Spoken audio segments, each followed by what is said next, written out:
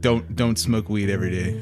I'll let you do whatever you want. Pace yourself. All right. Weed is illegal in 37 states.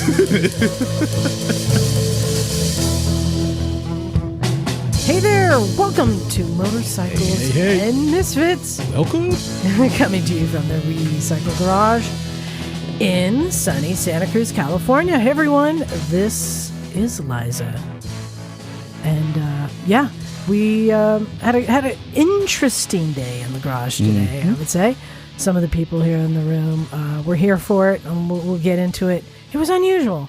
But I think it also parallels with who is in the room today. So I will get to that now. Of course, running the board, it's Stumpy John. When you call my name, such a little... Whatever song that is. Yeah. Hi, everybody. It's Stumpy John. Wow. You went for it. I'll just give you that. You went for it. Filling Jim's seat because Jim and Scotty just got back from yet another adventure ride. I can't believe them. So they're not here, but filling Jim's seat, it's the lovely Kelly. Oh, yeah. Down visiting from the Great Northwest. You've been on our show before. I have, yes. Twice? Yes. Yeah, every time. It's nice when, like, people pop by and you're just like, hey. He gets the award for the best mustache. Just like, no time has passed. It's the kind of mustache you just mustache is you just want to me. set on, don't you? Yeah, no, it's my yearly pilgrimage down to the garage. Yeah, like once a year he shows up and it's just like, hey, Kelly. It's just like nothing just new. Fits right in. But, I could say the same for this next person who used to frequent the garage, hasn't been here in a while, but knows that anytime he shows up, he's just going to get a, hey, Lucas. What's up? Isn't there a traditional greeting you're supposed to do right now? I don't know. Is there? What? There you go.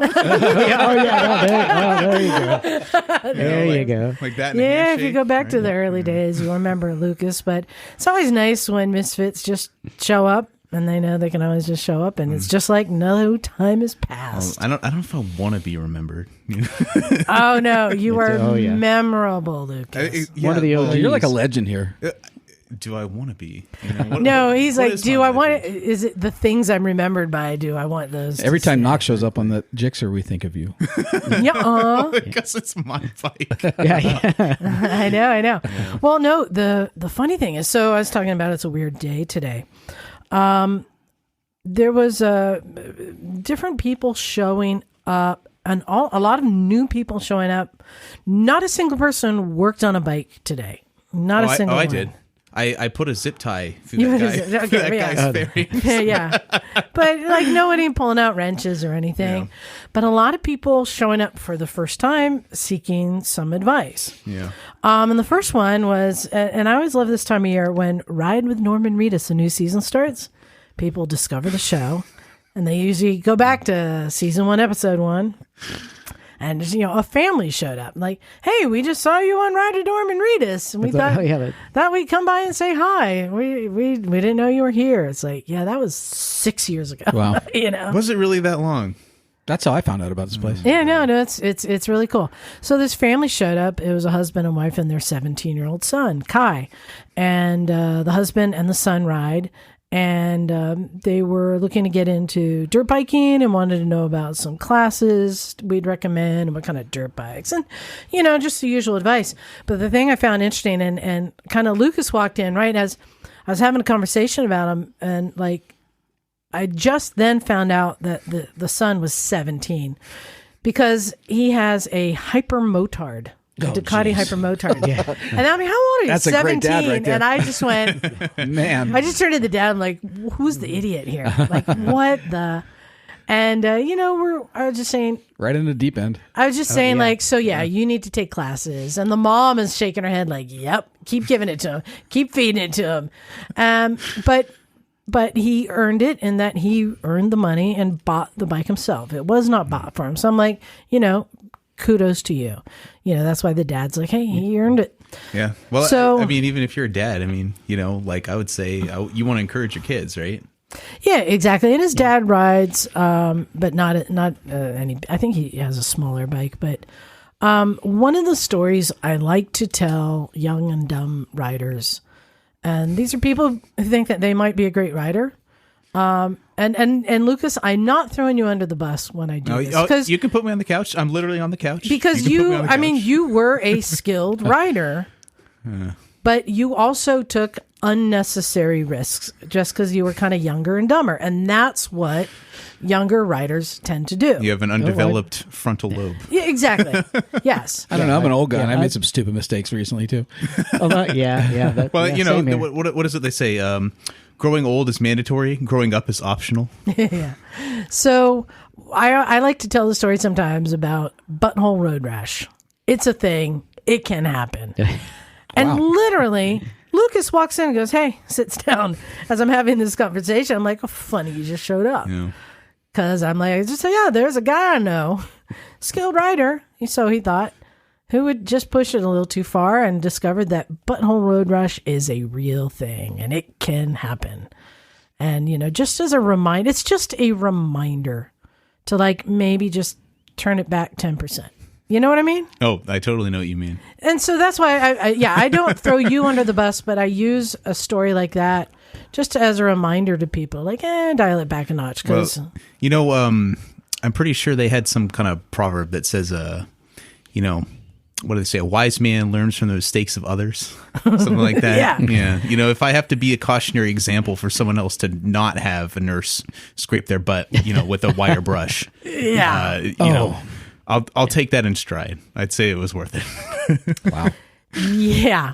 So, I just said, get into as many classes, track days, Z2, advanced riding, any class, dirt riding, and the parents seem really into doing that. I think they recognize too, when the kid has enough resources to buy a bike, then you kind of need to push them in the right direction. Well, they were grokking it, I could tell that, I mean, where do you even stand? You got a kid, he wants to ride a motorcycle. I mean, my parents were terrified, but you want to encourage your kid too. So they're just trying to figure out how to navigate that, I guess. Well, and so Kai had some, I don't want to say unrealistic goals. It wasn't that, but he's really into I'll wrench. I don't care if I crash it. I'll wrench it. I'll fix it. He was excited to do everything. And he's like, "Hey, did you hear about 24 hours of lemons? Yeah, I want to get a car and do that." Yeah, I said, "Yeah, what kind of car you get?" "Oh, I heard you can go out into the desert and get an old Civic for nothing and then just fix it up." And I'm like, you know that you have to put all the race equipment in it. It's quite an expensive thing. Even though you start with a cheap car, it still is an expensive thing to get into racing. And he's, "Oh no, man, I think I can do it." It's okay, he is that kid is just excited and wants to just, he's gunning for everything. He wants to do it all. He's got the passion. Yeah. But not really aware of everything that comes with it. And that's why I'm get him into as many classes and get him on the track. Yeah, but I think passion, you can temper it with, those kind of more realistic expectations. But, smart, motivated people, that doesn't let them stop. They take it in stride. Yeah, and of course he's like, "Yeah, we're getting a dirt bike. I want to get a 2-stroke, or I want to get it, YZF." He wants the coolest, the biggest. I'm like, get him a TTR 125. Yeah. And they did. They took the class at Hollister Hills that they do it. Oh, that's great. On TTR. So they're getting there. So that was fun, family. And then we had, we'll get into this one because this was weird. Okay, so we had a gentleman show up on a Royal Enfield Himalayan. And this thing was decked out. Did you see it, John? No, I wasn't here yet. It was, had all the things. It had the aluminum panniers. It had Rotopack, so it had the engine guards, and it had Rotopack mounts on the engine guards. It had riding lights. It had heated grips. Did it make it over 30 miles an hour? It had everything you can put on it to make it I can go anywhere on this bike. It was full ADV, and you asked the guy, "What kind of riding are you doing?" And he's up and down Highway 1 and commuting. Yeah. Well, I could sense that, there's the fire in him. He wanted to kind of put the bike through its paces, but, I guess that's kind of why he came here. He's trying to figure it out. Yeah, I suppose so. Well, he came because, so the bike has just under 10,000 miles on it. And he said that, my maintenance alert came up that it's time to change the fork oil and the clutch plates. Fork oil. And he wanted to know how I've never heard somebody changing clutch plates. And he's like, how do you change? And he just wanted to know the process to change the fork oil. And I'm like, okay, well, I was reaching around underneath to see if it had a little bleeder screw or something. Nothing. And he's like, yeah, I did some research. It says that you got to take the forks out and dip it, take it apart and then dump them out. And I'm like, oh, they don't even make it easy. Yeah. I'm like, okay, I don't understand. It's 10,000 miles. Your fork seals are good, and in fact, it has the rubber boots over the top fork legs. Yeah, the dust covers. Right. Yeah, so keep them clean. You can't even see the fork seals. I'm like, I said, I'm going to call bullshit on this maintenance interval. And Lucas quickly followed, yep, bullshit. Yeah. And we were like, how is it possible that this bike would have a maintenance interval of fork oil before it even has fork seals? Yeah, it just doesn't make sense. And we're all standing around in a circle, scratching our chins, going like, why? Why? And we were trying to think about this. And then it said clutch plates.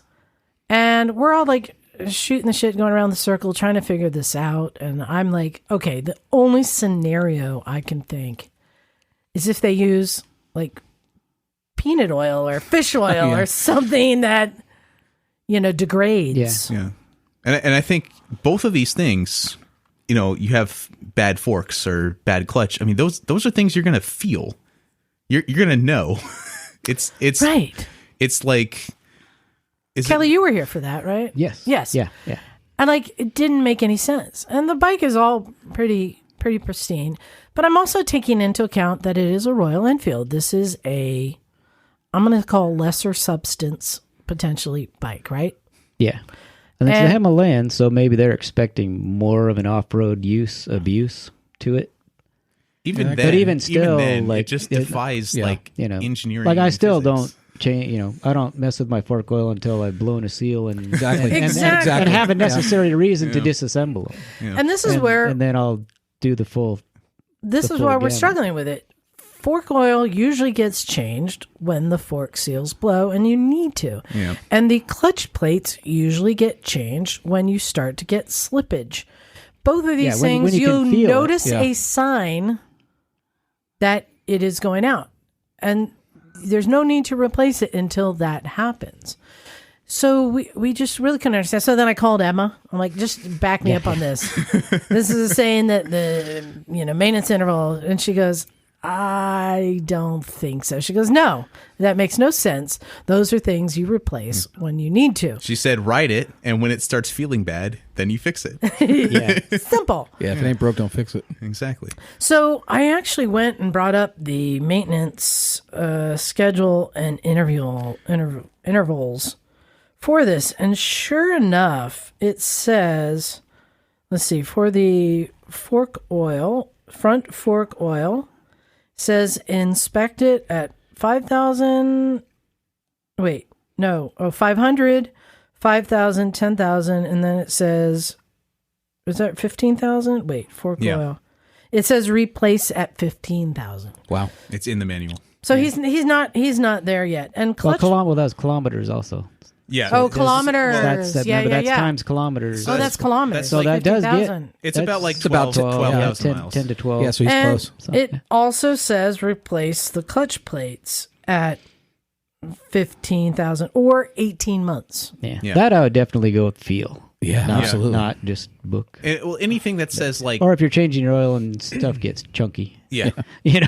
Other telltale signs. Anything I think that's gated to a time period really is, Well, let me share with you. Then we got Ducati belts, 2 years. So that might make more sense because they might degrade in the atmosphere. Yeah. Let me share with you. Yeah. So the other things it says. So at either 10,000 kilometers, which is going to be 7,000. Yeah, or 12 months. It says to replace the fuel pipe. I'm guessing the fuel pipe. Fuel hose. Yeah, I think that they all kind of have these guidelines, and It's like they're Which really is more another like one. It's like you guidelines. don't replace it until you touch it and it breaks. Yeah. Well, even my GSXR, it said they wanted you to replace them at like 16.5. And you really honestly don't need to. So you ask the question, why? Right. Well, the only thing is if he's under warranty still, that would be. Yeah. And I think there's a lot of liability and warranty stuff. And the people who are writing these are more concerned about like the worst case possible scenario rather than the realistic scenario. Okay. So it also says to replace at 10,000 miles, replace the brake fluid, front and rear. 10,000 kilometers. Yeah. Okay, that makes sense. But here's some other weird ones. We're talking replace because it has inspect, check, or replace, right? Yeah. So at 10,000 kilometers, replace the rubber hose to the air filter to the carburetor, so the rubber intake.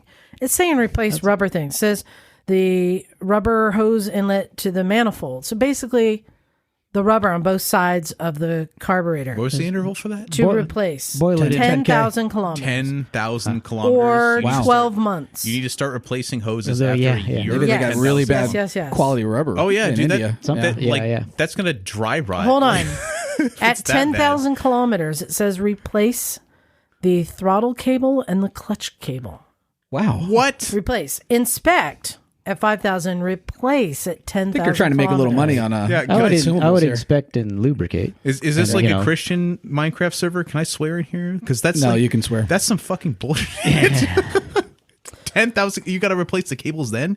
What? It says replace the oil filter every 10,000 kilometers.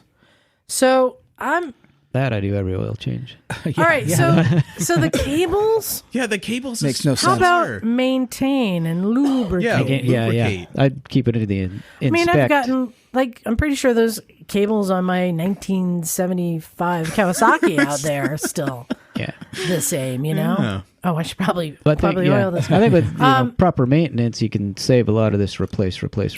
Exactly. Well, but here's the question, and again, just going back. Why would they say to replace the fork oil fluid? It does degrade over time. I mean, sometimes if it degrades slow, depending how. Are they thinking like worst case scenarios, like definitely Indian roads? Definitely. Well, that's what I wanted. So here's another piece of information that might be a wild herring, a red herring, or not. He said he was looking at videos of how to do it, and he said in the video they were pouring out the old fluid and it was black. And then they put in the new fluid and it was like green or yellow or whatever. And I'm like, black? Yeah. For fork oil? Yeah. Fork oil. Yeah, that's what he said. I've had some dump out pretty nasty, but that's after like 10,000 miles. That's like 15 years. Exactly. So is there, I don't even know the components in there, but what would be wearing out faster than rubber fork seals, right? Yeah. And what would be causing? I don't know what their bushings would be made out of. Ours are new, more current ones. They're Teflon coated. And they go thousands and thousands. And we're talking the slider bushings between the stanchion.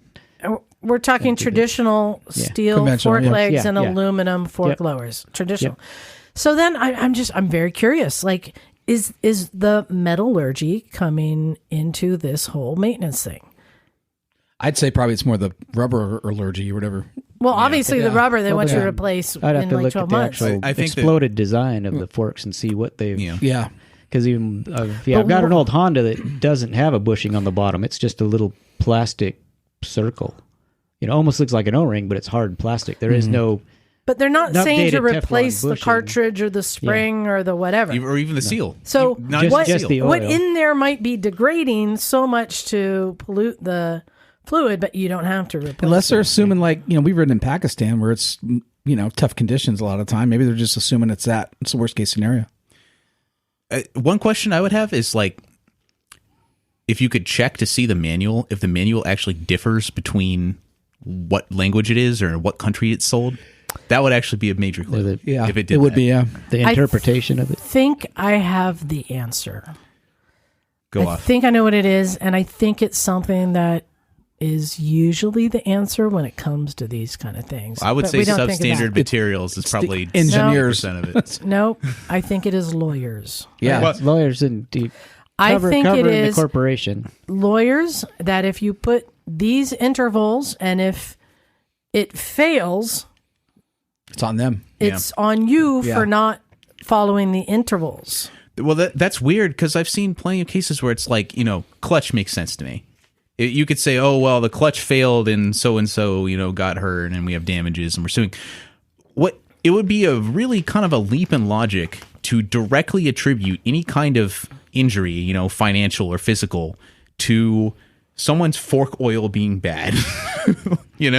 Like that seems just like a major leap. And I agree with you, Liza. I don't know. Well, it messed the handling up though. If it was really hosed out, it messed the handling up. I agree. But the thing is, again, going back to it, it just doesn't make physical sense that the fork oil could degrade that badly so quickly that the forks would just stop working. And usually when you have issues with the forks causing poor handling, it's because the fork seal's bad and all the oil's gone. Exactly. Yeah. So, oil is like, it's kind of incompressible, like water. So if it's still in there, it's still going to work. So what's making it go bad to the point where it would be black? I mean, assuming that that's not a red herring by itself. And I want to be clear, they do have a 500-kilometer service for things that are break-in. And none of what we're talking about is a break-in service. No, this is, and it stated, we looked at the materials there, it says times 1,000, and then you get to 15, and then you see the R. It's like a lot of R's, a lot of replace. I agree with Liza in that. I think that a lot of it could be like fear of a potential lawsuit, and that's why I think they kind of really err on the side of earlier rather than later for everything. And again, you ride a bike and you're like, well, my clutch feels fine. Well, then it is fine. Right? But something about that is just really strange. And the fact that they would say, I mean, it's like, in cars, if you're going to replace like a timing belt, you might also replace the water pump. You're already there. So if you're replacing the fork oil, why aren't you replacing the fork seals? I know. They don't say anything about the seals, which is super weird. It didn't make any sense to me. No. So anyway, moving on. And then we had a brother and sister who are sharing a Ninja 250. And this was interesting. I didn't know they're brother and sister. They're brother and sister. Okay. And they pushed it up to the garage because and it hasn't gone yet, but their clutch cable was frayed and half gone. And so they're like, we need to order a new one. We don't know how to order it. We went on to like Kawasaki website and it just gave us a bunch of numbers and we didn't know what anything meant. Really? Is it that hard to like get a new one? If you don't know anything. Well, yeah. Well, I will say, so then I'm like, no, use a site like Cycle Gear or Revzilla.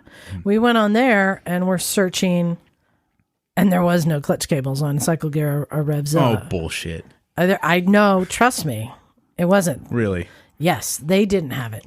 Because then they have a thing, Partzilla, which really gets into where these are things that they don't stock, but I think they're ordering from Cowie or Honda. Partzilla I used all the time when I was in the industry. Yeah, so then you can pull up the schematic. Right. But they just didn't understand, like they didn't even know that on Cycle Gear that you search by bike. So they were searching clutch cable and going through everything. And they had managed to find a KLX 250 cable, but they just didn't understand. So I'm like, no, you can search by bike and then put it on the info end. And that's how I was able to determine they didn't have one. But I said, or you can just go into like eBay or Amazon or just Google. Or God forbid, a Kawasaki dealer. Yeah. Yeah, I know. Exactly. Yeah. You could go to the dealer and be like, hey, do you have last year's part book? They might just give it to you for free. Because when I worked in the industry, they're like, oh, I need this part for this bike. And you have something thicker than like Encyclopedia Britannica and Harry Potter combined that has every part for every bike. Yeah. And then you just look it up. It's like 91016616216241. And you just read that number and they just send you the part. So it was easier when we had Bike Bandit. But that doesn't exist anymore. It doesn't? No. It was bad. It was bad. It folded and took everyone's money. Oh, that bad. Hurts me to hear because Bike Bandit was so great. They kept taking orders a long time after they had shut down. And then just ran with the money? Yeah. Oh, my God. Anyway, so then it's like, okay, we find one on eBay. It's like $13, right? Yeah. And he said, okay, well, also, can you look at my shift lever? Because I have trouble shifting it into gear. Of which Kelly was pretty quick to deduce what was probably going on here.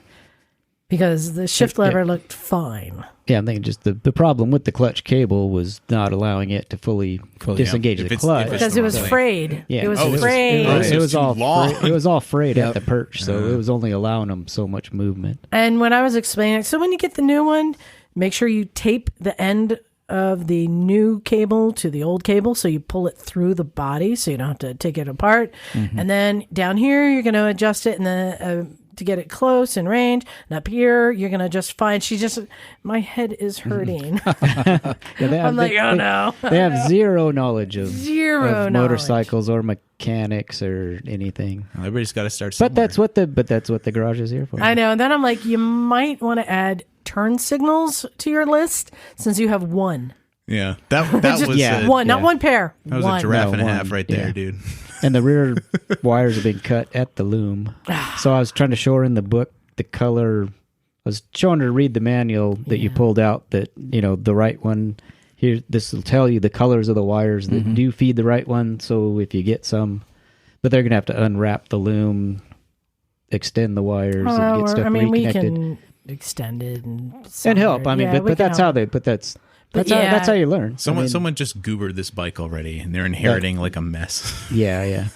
Well, the brother's been riding it around, but I think he doesn't know how to do any of the maintenance. Well, I'd like to see him riding around turn signals. Well, here's the other thing. we did a little CSI on why the cable frayed in the first place. No. Did you see this? Mm-mm. No, John? No. Nope. Someone like kinked the guide? No, we figured it out. So there was a nice addition to this bike in that it had those risers. Block risers that go underneath the handlebars to raise it up. And that pulled it into like an inch. Odd, yeah, that's what I'm saying. It because the length of it pulled it up an inch. Odd kink right at where it meets the perch. It had been routed not through where all the cables went, but around the outside of them, which just added another just a skosh enough so that when it came up in, it had a slight stress on it. And so, it was fun playing a little CSI on there that. are people who are like, oh, it's a metal cable and like a plastic or rubber housing. There's no way that it'll ever damage this metal cable, and that's just not true. Oh, because it has the metal cap at the end of the cable that caps the spring and everything. You could see the wear marks where that odd angle that it was at is slowly wearing on the cable and the housing. And and if you don't maintain and properly lubricate it, especially then they do tend to wear and bone dry over time. Just gonna. When I was young, I snapped 2 on my GPZ. Well, and even though this bike has a little bit of crash damage, it looked pretty good. I'll tell you, it looked better than the piece of shit Ducati that showed up. That would be money. I'd say that.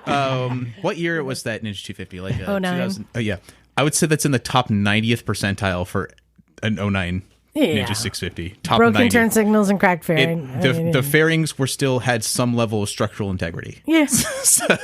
So I'll give him that. There was no need to replace. But Kelly, you rode up on. It's been beat and thrown down the road several times. Looks like it. But interestingly enough, and going back to you showing up, Lucas, while I was talking to that family, I was also like, your son wanted a Ducati. You let him get a hypermotard. Why didn't you let him get one of these, a Monster 620? Yeah. Which is like the baby monster. Yeah. I was thinking, like, if somebody really needs a Ducati fix, that is the least amount of trouble you can get into. Are they dry And then clutch? You showed up on that. Oh, yeah. And I'm having fun on it. I'm liking it. Are those the Ducati, the 620, are those dry clutches? No. It's a wet clutch. Oh, really? It's a wet clutch. This one's fuel injected, which I was looking for because I didn't want to have to rebuild. I didn't want to rebuild carbs because I bought it with the intention. I'm just visiting from out of town, so I bought it with the intention to leave it down here with family, and then if I come down once or twice a year, I've got a bike here available to ride. No, it's a good little bike. In the past, I've rented Liza's bike. I rented your KLR several years ago. Yeah, and you sold it. You don't have anything for rent anymore. So I had to go buy a bike this year. I know. I've been thinking about putting the Triumph up for rent because that's a good bike. Oh, yeah. But hey, you solved the problem. So you bought a little 620. 620 dark. And I call it That's a twin? Yes. Yep.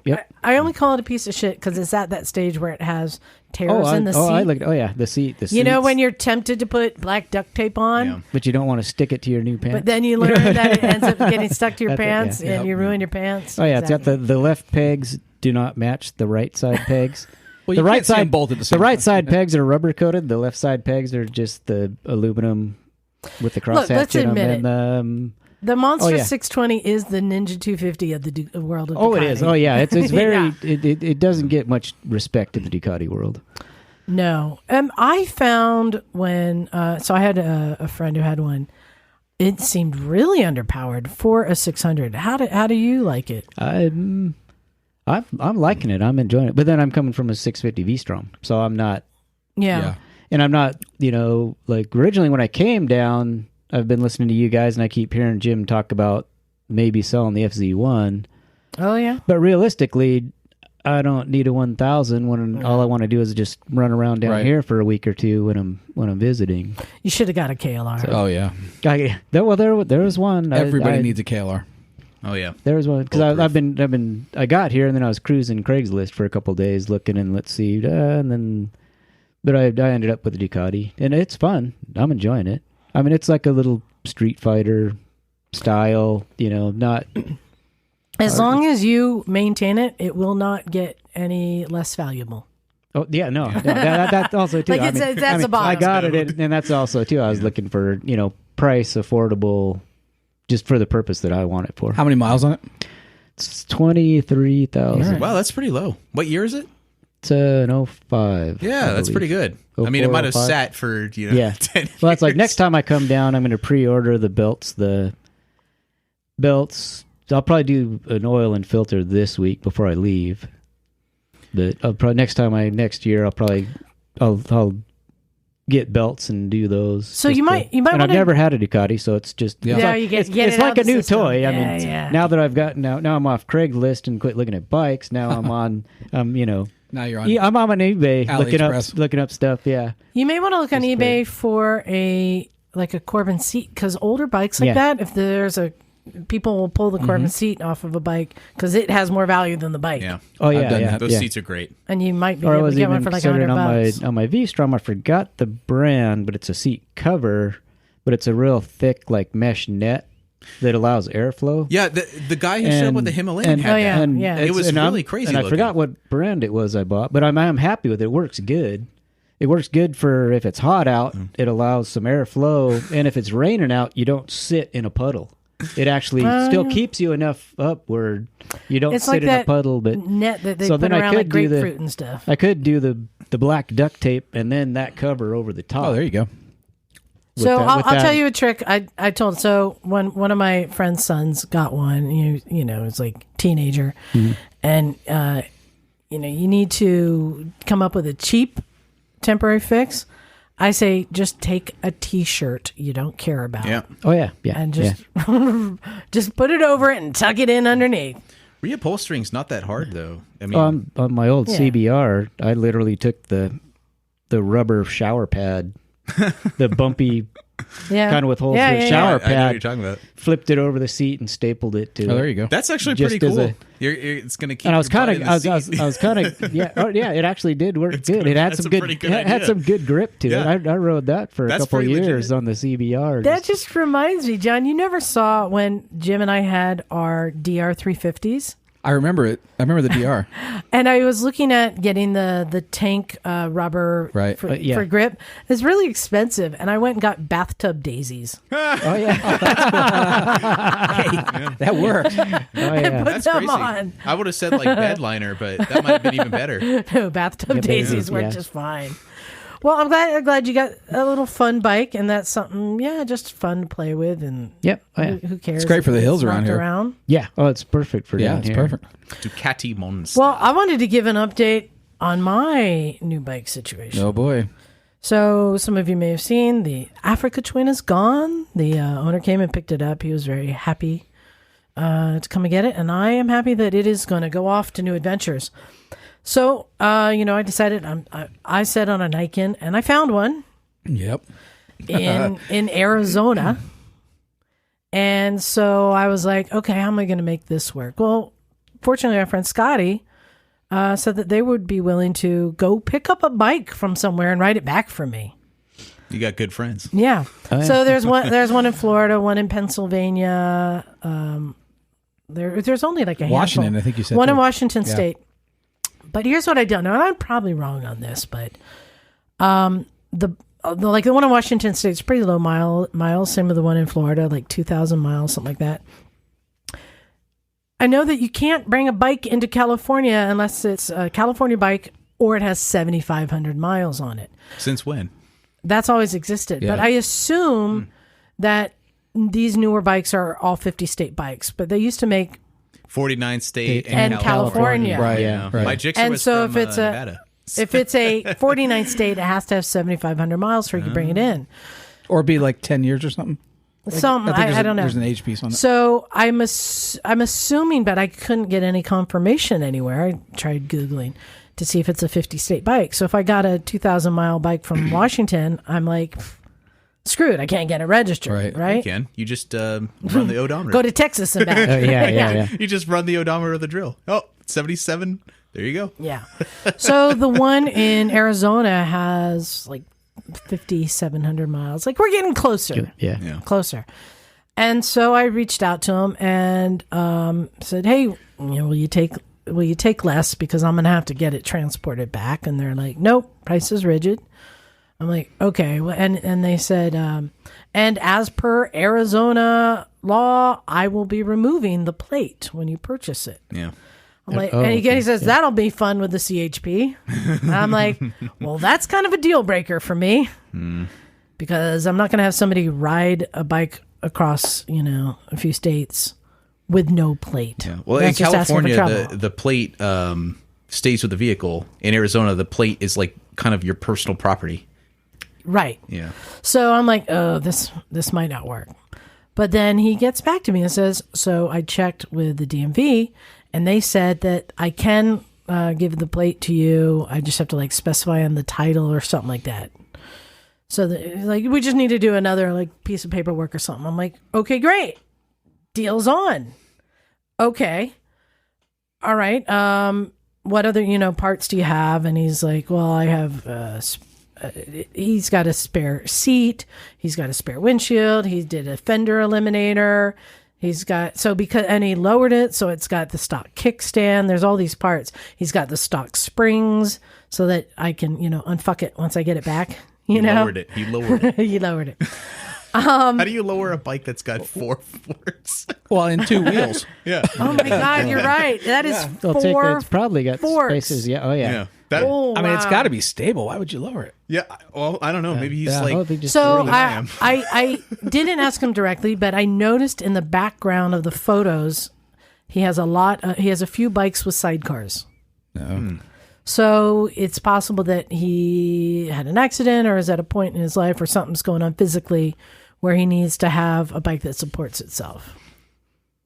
So, because he had more than, I saw BMWs with a sidecar and I saw, I think, a Ural with a sidecar. You could sell him a sidecar for a Grom. cheaply. Yeah. In fairness, having an Ural without the sidecar really is missing out on the fun of having an Ural. That's true. Well, and then and he, as we're going back and forth in email, and he goes, "Are you Liza of the Rev Sisters?" Lucas Rev Sisters was a side project I had doing motorcycle film festivals. Like, for everyone listening, I'm very out of the loop. Yeah. It's very apparent. But it says that on my Facebook page. Okay. And he's like, yeah, apparently we have a lot of common friends. Oh, cool. Like Ray. Yeah. Where are you, Ray? Come back. Come back, Ray. We miss you. And so I'm like, okay, this is looking better.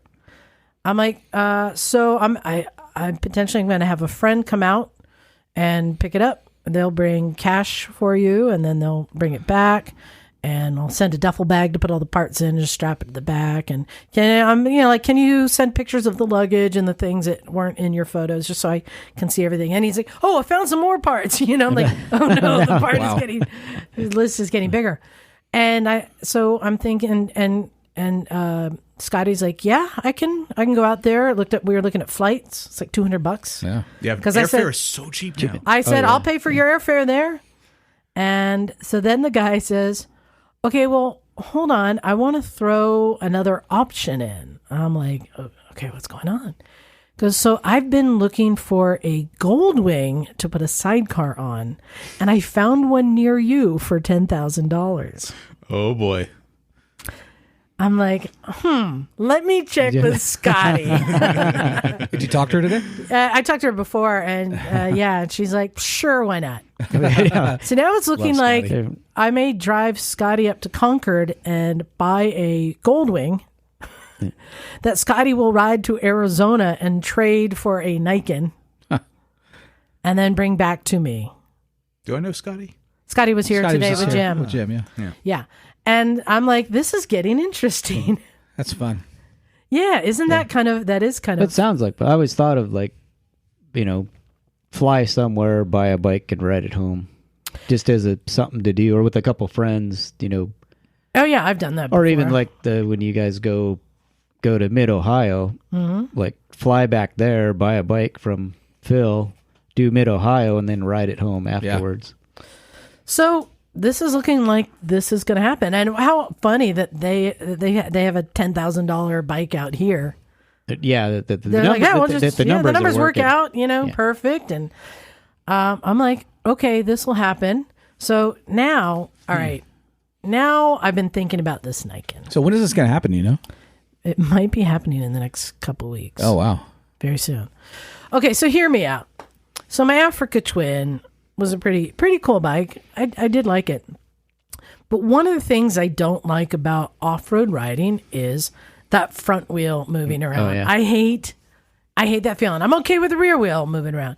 But when that front wheel is moving around, which is why I hate sand and mud so much, right? I just really hate that feeling. I was like, so wait a minute. What if I put knobbies on the Niken? Such a bad idea. So this is my good. I want you guys to tell me: is this a good bad idea or a bad good idea? It's a good bad idea. It's a bad idea. It's a bad idea. It's a bad idea. No, hear me out. You were going to scrape everybody with those two front wheels. Well, I'm thinking finding something to fit. All right. Well, hear me out. So the fitment's going to be a nightmare. The Niken is a tracer with two front ends, and the tracer is an FJ09. Yeah. In more of a sport styling, right? Or sport touring, or no adventure. I don't know. Anyway, like the Niken's an FJ09. They're all the same. They're all the same bike. So the Niken is an FJ09 with two tracer front ends. That front end. Okay. So we're already close. And I thought, would this be a good thing? I mean, not necessarily the Niken, but what if they made an Africa Twin with two front ends like the Niken? Just an adventure bike with two front ends. Doesn't that then make it more stable and have more stiction for like mud and stuff? Twice the contact because you're not gonna float. If you start getting, why aren't you gonna float? You have less weight on the front. But if you've ever been on a quad and you're getting into something off camber, then it's naturally gonna try to throw you down the mountain. Yeah, or it'll stick in your high side. Yeah, I don't know. I mean, like riding off road, it's. Lucas, what's your instinct on this? Well, I can't speak for how two front wheels would work off-road, but, I mean, if you're on pavement or even if you're off-road considerably, you might have now double the contact patch. And this is what I'm thinking. Now, so if you're off-road, it might destabilize. It probably depends on the off-road. Well, but here's the thing. Yeah. Unlike like scooters that have two front wheels, this has independent suspension. So it's not like if one wheel, I think, hits a rock, it's not going to throw you that side. Well, even if you're on a hillside, you can lean. It's not going to be. You got to work into it, right? But it has their independent suspension. You said weight it where you want it to go. You said it still would take a new technique of riding for that particular bike. But you said so. Like it's. Technically, like a trike, if you think about it, right? But you said it won't stand itself up. It does not stand itself up. No. Yeah, so to me, that just means they're basically trying to get the exact same feeling of riding a, single wheel motorcycle just with an extra wheel. So even if like one slips, the other one will stick. Yeah. So you have twice the contact patch. Exactly. You have more weight, but I mean, at the same time, it's like, you can just goose it harder. You don't have to worry about that front. In the dirt, you're not necessarily looking for a contact patch all the time. Well, I can't say. It's anybody's guess how it feels on the dirt at this point. Yeah. All right, look. I think on the pavement. On the street, I agree. It makes sense. When I was looking up the reason that they built the Niken, and the reason was to have twice the contact patch on the front end to give you more security and confidence in cornering. Yeah, I said that was it. If you get that thing, I need to see you trail brake past somebody going way faster than them on the corner entry, and you're just gonna like wave, be like, haha, I see you, single wheel losers. So if that's the reason it was designed and built, then why wouldn't that also apply to dirt off-roading? I mean, it's the same reason why, drifting on pavement is slow and drifting on dirt is not as slow, maybe. I mean, dirt's different. It just hits different, as the kids would say. As the kids say. So, there is a post, there's posts on tracer900.net about Niken off-roading. What? Yeah. What's it say? Well, you haven't looked at it yet. Oh, okay. Maybe you're in good company, All right. Liza. Okay. So, I just want to get a vote. So, where do we stand? I think it's a good, bad idea, Lucas. I think it's a good, bad idea. I John? think it's cool. Bad. Kelly? I'm going bad idea, but I'll watch you try it. There you go. That's what a bad, good idea It's a is. good, bad idea. Yeah, there you go. All right. So, let's see. When I get it, I don't know. But I'm just thinking in theory. But maybe I can get maybe I can find a blown up Niken and get a front end and put it onto something. That's crazy. Now that is possibly a bad idea. Okay, well, we'll see how it goes. I'm pretty confident that Phil from Cleveland Moto has been yelling at his speaker this whole time. You're an idiot! It's a bad idea. Yeah.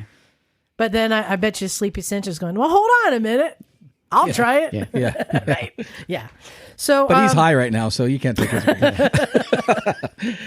Yeah. So anyway, we'll see. Good. It's up good, there with bad the sidecar idea. on your TNT. Yeah, we know how that worked out. I wanted to share with you guys something kind of cool that I did yesterday.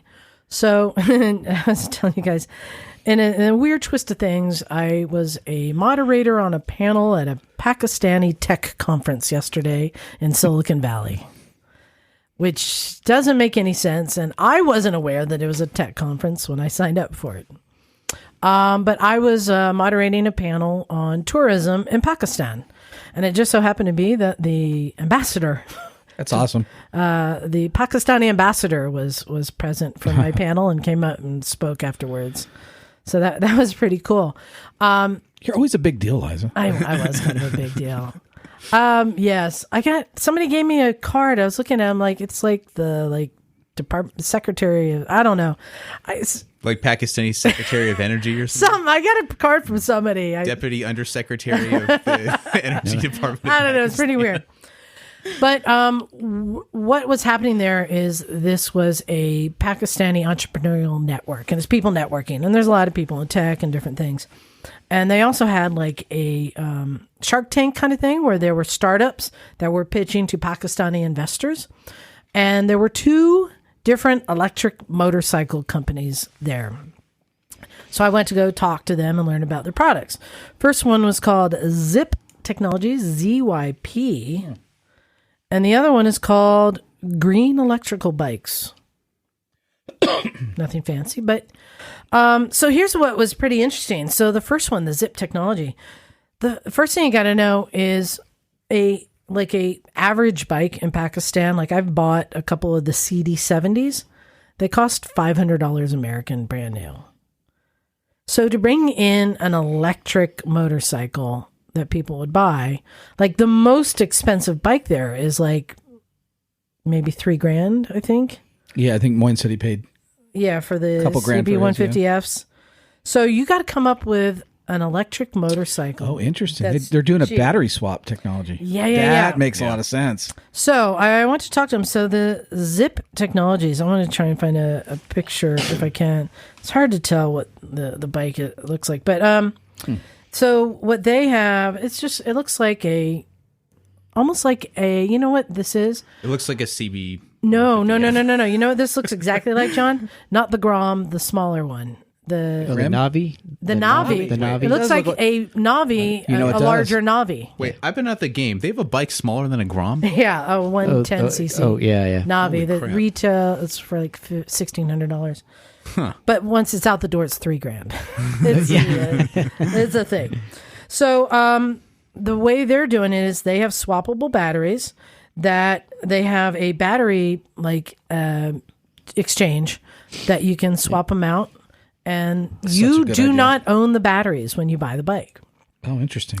Yeah, but there is a lease program where you're leasing into you're leasing the batteries, swappable batteries. Oh, you're paying too. Yes, and that thing is cool. That one is designed after the Cub. Yeah, I was just going to say, I'm liking this. It looks exactly like the OG Honda Cub. It does. And that one is a step through so that women can ride it. Yes. Or as Bagel might say, it's a scooter. Yeah. So that one will take the family and all the baskets and everything to market. I actually really like the scooter. I think it looks cool. It's got that little old school look to it, but it's still... It's like an electric Honda Cub. It's great. What's not to like? Yeah, but here's the thing. So they're just in beta testing. They have a few people riding these bikes, and they have one transfer station in Lahore. Yeah. That's it. One. So right now they're seeking funding because the infrastructure of having to put these stations all over. And what they were saying is they want, I'm going to use an example, 7-Elevens. I know they don't have 7-Eleven in Pakistan. In fact, I went to a Walmart that was 10 feet wide. It was the size of a garage. In Pakistan? Yes. They have Walmart in Pakistan? No, they just used the name. Look out. They just used the name on the sign.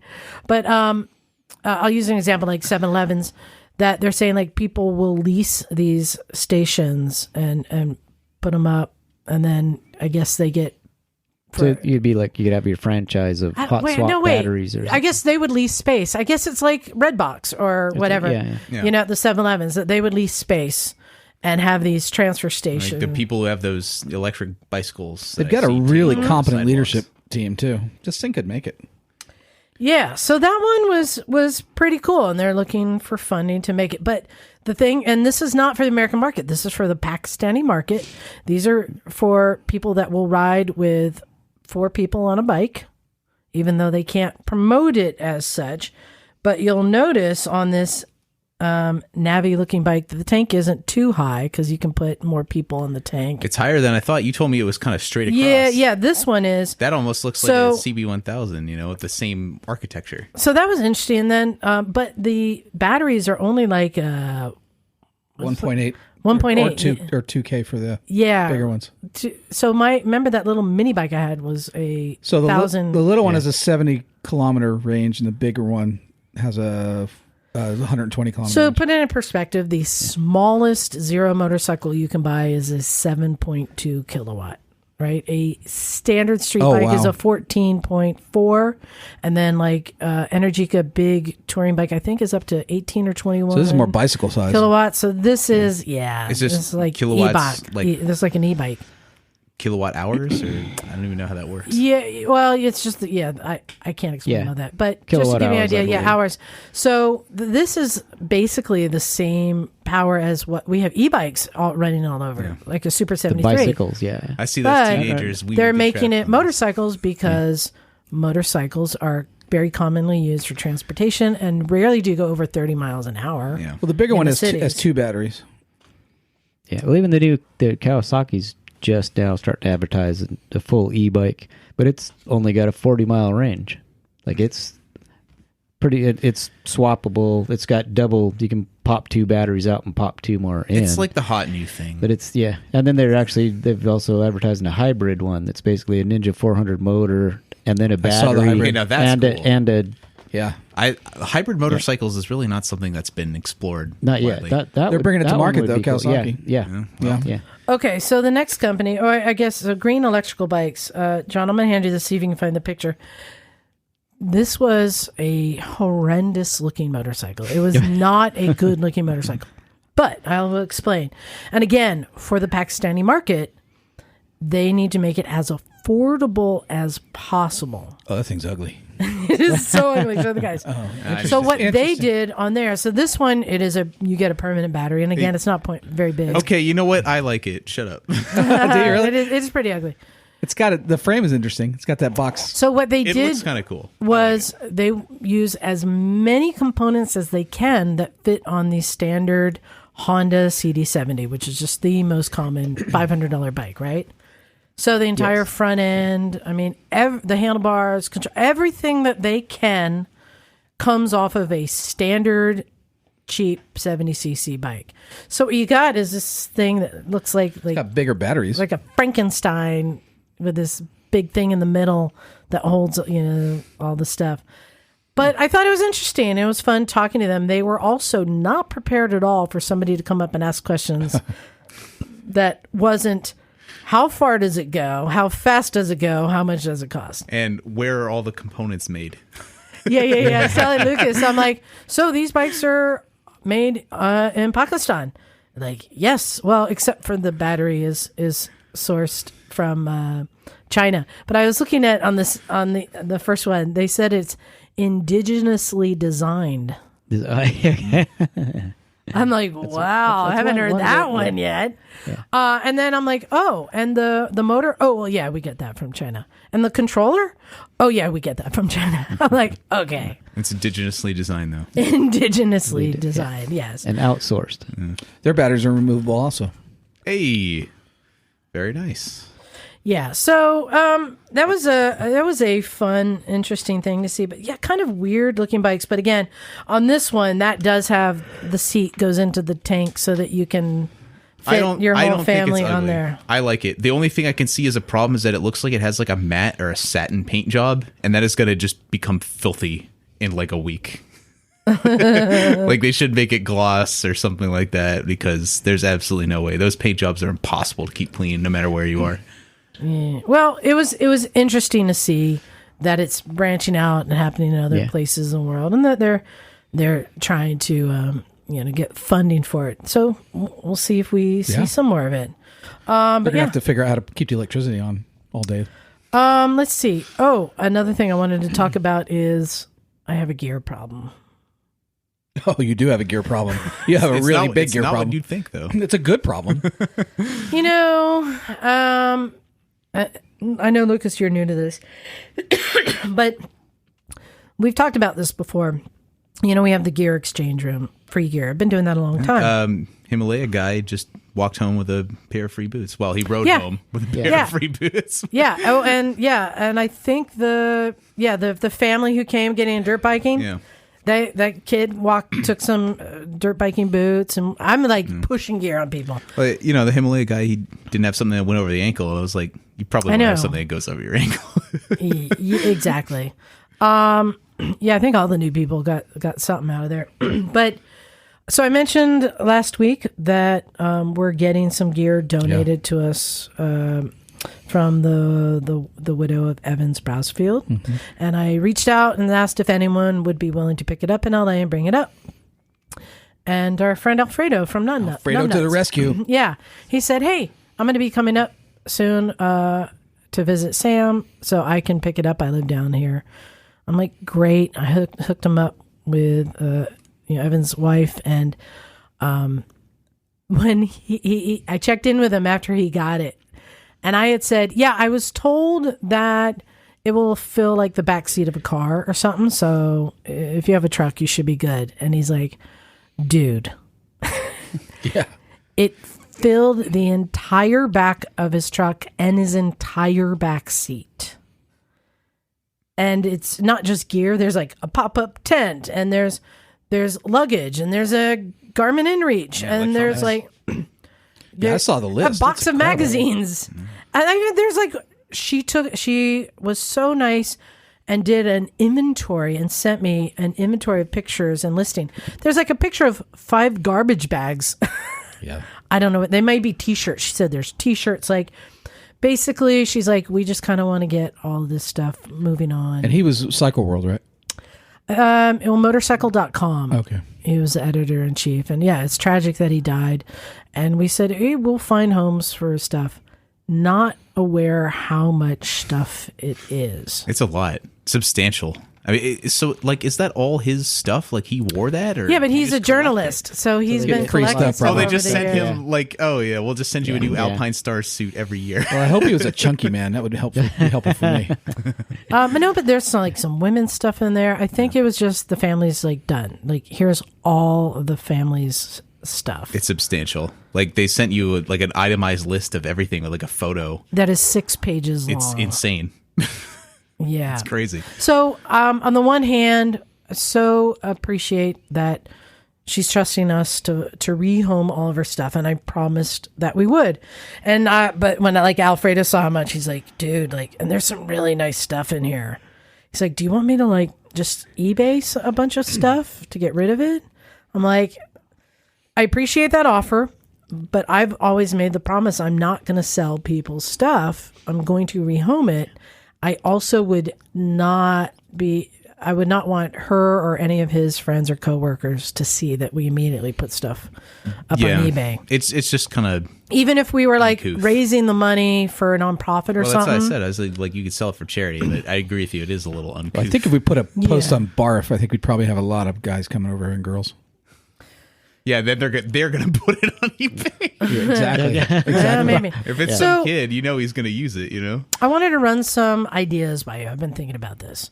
So, first, I don't even have enough racks or shelves for everything there. So just to be able to display stuff here is going to be really hard. So one of my ideas was we have an open house swap meet, which we've done a swap meet before.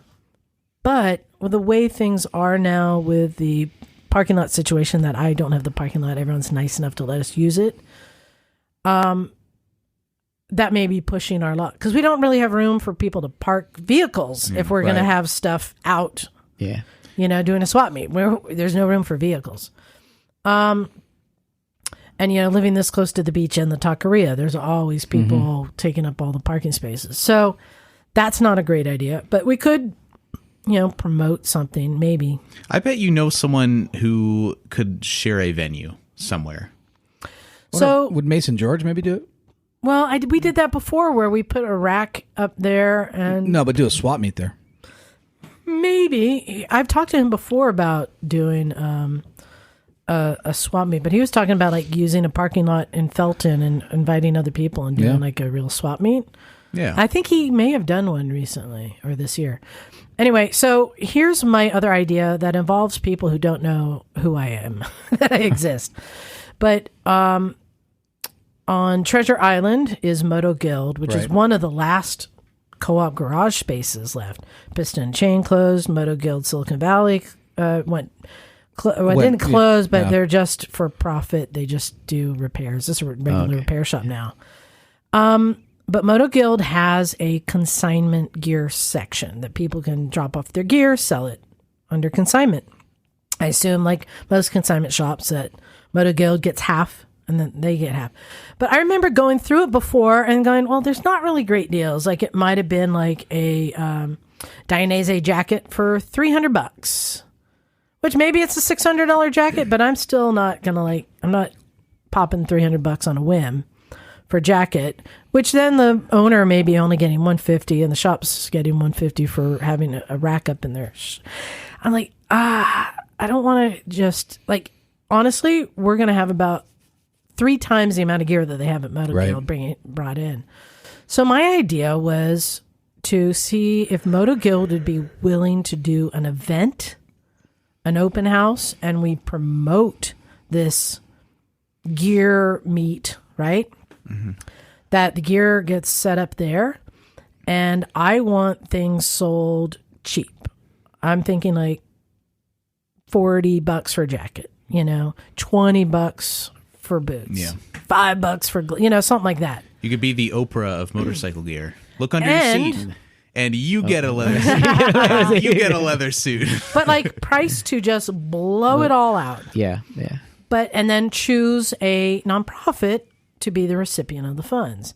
So on that hand, we might just get rid of it all, but is it stupid that we might be selling a potentially, $600 jacket for $40 instead of 120, which we could do if we, on eBay, or like, I'm just trying to figure out, like, if we're actually going to raise money for a nonprofit, do we try and raise money?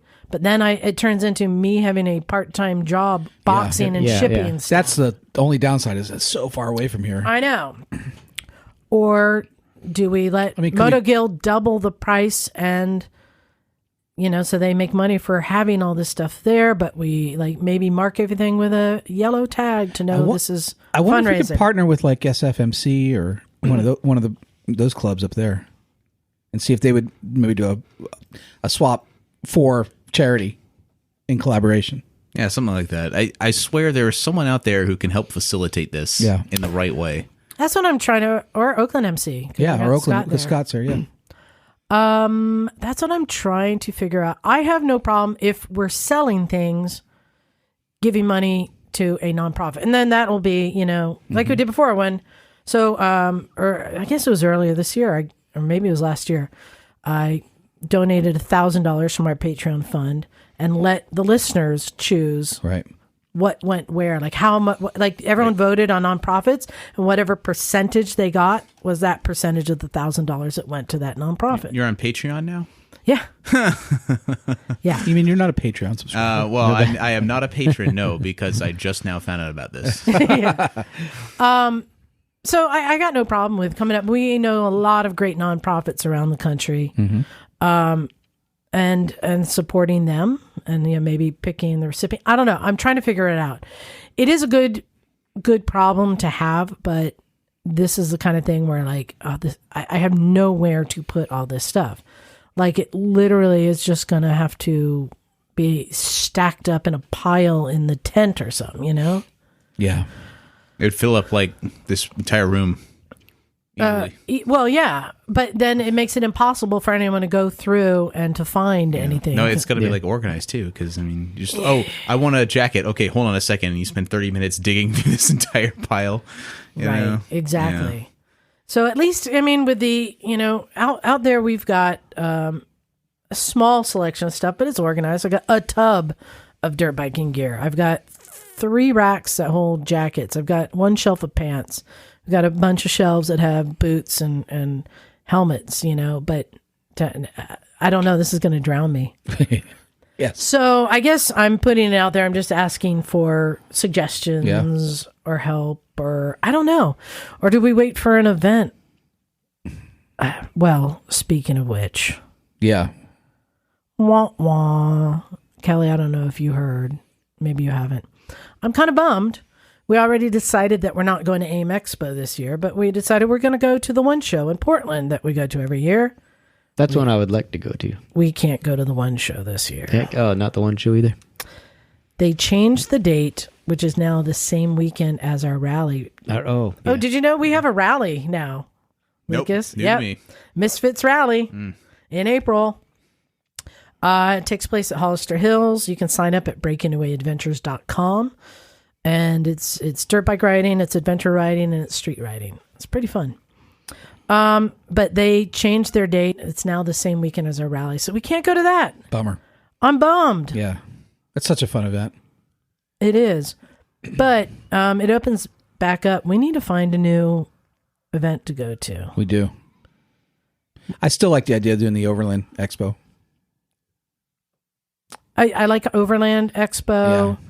Or a BMW rally, or I'm just going to throw this out there because it does require a flight. Maybe we need to make a trek to Barber, not during the Barber Festival, but just the Barber Museum. I would love to go to the Barber Museum. That's on my bucket list. But it might be fun to go to the festival. It's kind of like a non-alcoholic AMA Vintage Days. I'm afraid to go to the festival because I would compare it to Vintage Days. You'd be disappointed. But I was thinking about that.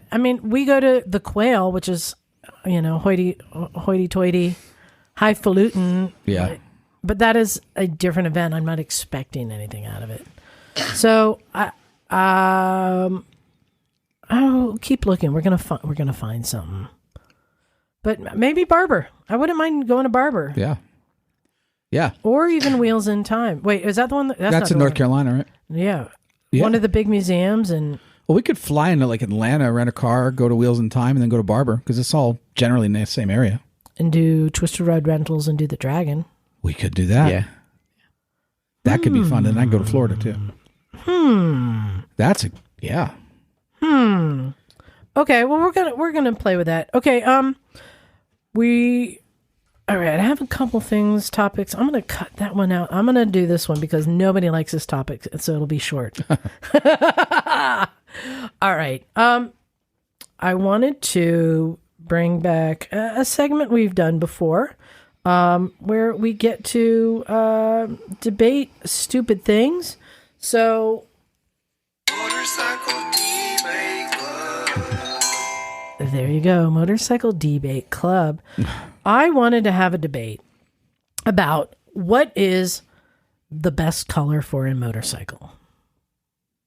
Now, there's a lot of different ways you can go with this. Lucas, you were pretty quick to throw out an answer. Yeah. What is the best color for a motorcycle? Black. Why? Because it blends in. Yeah. Okay, now I will argue that and say that that's exactly why you shouldn't have black, because you want to have high visibility. So a light colored or bright colored bike is better. Black shows every for scratch visibility. Too. Yeah, but it doesn't. If it's dirty, it's black. You don't see it. I mean, we got black's the worst. Dirt show, yeah, black's the worst to keep clean. I'll tell you why I said black. How is someone going to ever describe you other than a person wearing a black suit with a black helmet on a black motorcycle? Oh, yeah, I saw somebody. He was pulling wheelies and doing donuts, and he was wearing a black helmet and a black suit on a black motorcycle. Good luck. You know what? I don't have a black jacket. I don't have black pants either. I purposely don't have black. High visibility. And I gave up running from the police years ago. Now I just pull over and eat the ticket. Okay, I'm looking around the room, and there's black bikes, silver bikes, white bikes, green bikes, yellow, and I'm gonna say, okay. I'm gonna, even though I do not currently own a bike in this color, I'm gonna say the best color bike for a motorcycle is silver. That's not a very common color for motorcycles, isn't it? My Bergman is silver. And I'm looking around at silver, and I'm like, silver is timeless. It is classy. It is still visible. It's not flashy or tacky. It's just simple. Now, I will say that another argument for the best color of motorcycle, we have to also consider tradition. Yes. What is the best color for a Ducati? Red. Oh, of course, red. It's not even a question. Yep. Yeah. Not even a question. What is the best color for a Yamaha? Yellow. Well, blue now. Blue belongs to Suzuki. Back off, Yamaha. But yellow Suzuki. But now. if we just take Ducati, if it is not a red Ducati, sorry, Kelly. I mean, Yamahas need to be fine. Bumblebee. But the yellow and the black Ducatis, I don't care for. I do agree, and I've seen silver ones, but Ducati needs to be red. Yeah, I like the Ducati needs to be red. I like the yellow Ducati, and also as a fan of the Matrix Reloaded, black 998. Can't go wrong. I think the best color is white because What? That's the worst. No, I because like look at that scooter up there, 4 in the middle, 4 down. With a white, you can put decals and all kinds of things. It makes it really pop well, and it doesn't show scratches and dings and all that as well. White is the perfect color. I think white's just kind of classy. I mean, think like the Husky white that they have now on all the Husky bikes. I love that color. Is your KTM white, Liza? It is white. You don't like it? And my Triumph is white, and I love it. Yeah. Well, John, I think I'm going to jump on board your white train, and here's why. You won me over with decals. Exactly. So I mean, you're like your KTM that's white with orange and black decals. It looks sweet. So that is something I like because you no longer. Lucas is dying at this one. Hold on, Lucas. Hear me out. You know, it used to be you'd go get your bike painted. Bikes came in one color or with a stripe, and you get. But now you get them wrapped, vinyl wrapped, or you get decal sets like I have. And I can change my decals out whenever I want for, I buy a new decal set for a couple $100 and it completely changes the whole bike. I kind of love that concept. If every bike came as white and then you were able to buy decals. Well, even an Africa Twin right there, which is a copy of yours, it's, the base color is white. Technically, I never really liked white bikes. I think that they're just bland and boring, or you think they're a cop. Yeah, if it's all white. I think like a lot of bikes, I think like the Panigale 899s that they started coming out with a few years ago, they're not like white, they're like a candy white. It's kind of different, or like a pearl white. Like pearl. My Triumph's a pearl white. Just like regular gloss white is... Oh, of course, is pretty meh. But like a satin white... So does this mean you're coming around on the white? No, I like white. I think white's... But you're like, personally, I like the satin paint jobs. I just know that they're like a pain in the ass to maintain and they don't look very good after a while. But they look really good. Like showroom quality, satin white. Kelly, where are you standing on this? I've always been red. I've always been a red person. I'm old school Kawasaki GPZ, 900 Ninja, red. I heard painting it red adds like a few extra horsepower. That's just red's just my personal favorite. Oh, the Hondas are red too. They always look even though red. My Ducati's not red. Yeah. Honda should be red. I know they do like the red, white, and blue now. No. Well, then you get early the gases that are like way too much red. It's like a red comet. And I was going to say, like, going back to the identity of bikes, like orange is an identity for KTMs, but my 990 doesn't have any orange on it until I put the decals on. Yeah. Oh, a lot of them had like powder coated orange frames that were white, and I thought those were really slick. Those are really cool. And looking around, how many white bikes do you see here? Yeah, I was going to say, it's kind of an uncommon color. No, but I see more silver bikes. Yeah. Well, like John said, I see it as a base, but then they put their color livery over the base white. Can we all just go in kind like your GS80? Go on the opposite side. Can we all agree that there should be no yellow bikes? No. I like yellow bikes. I have a yellow bike and I yellow don't like Ducati Monster is cool. Look, I'm going to tell you. Unless it's Yamaha Bumblebee. Well, I'm gonna be honest. I prefer orange to yellow, but yellow's kind of close. Look, the Triumph yellow's okay. The Ducati yellow's okay. What broke me, even there's a BMW yellow. It's okay. What broke me FC1 yellow. is the Harley Sportster in yellow is one of the ugliest bikes I've ever seen. Harley and that's what broke me on yellow. I'm like, I'm done. No, I can't do yellow. You can't let Harley ruin it for you. They ruined it. They ruined yellow for me. You got to stand up to them and say, I'm not going to take this. Well, and green is supposed to be Kawasaki. Unlucky. It's supposed to be unlucky. It's supposed to be unlucky, yeah. Yeah, everyone knows that. Unlucky? Yes. Yeah. Did not know that. I've never heard of that. Yeah. Oh, yeah. But I do like the old Honda 404 in yellow. Okay. Yellow or red. Okay, but John, I'm jumping off the white train. Oh, no. And I'm jumping onto Lucas's black train. And here's why.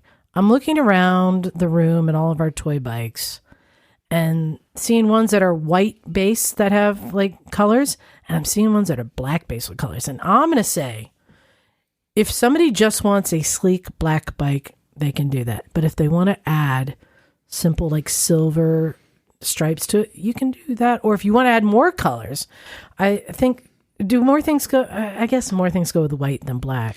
Well, I'd say both of them go with everything. Yeah, black goes with everything. So, white goes with everything. But I get what you're saying, because like if you have a black bike, it might not accentuate the shape of the bike the way you want. But like you can put on whatever stickers you want, and you get out of your magazine, make it look like the way you want it to. Because I think like black plus something else can make a pretty striking combination. I remember there were I think maybe Kawasaki's a while ago. They were black with gold accents, and that always is a classy look. It kind of reminds me of like a Japanese lacquer box, the black and gold.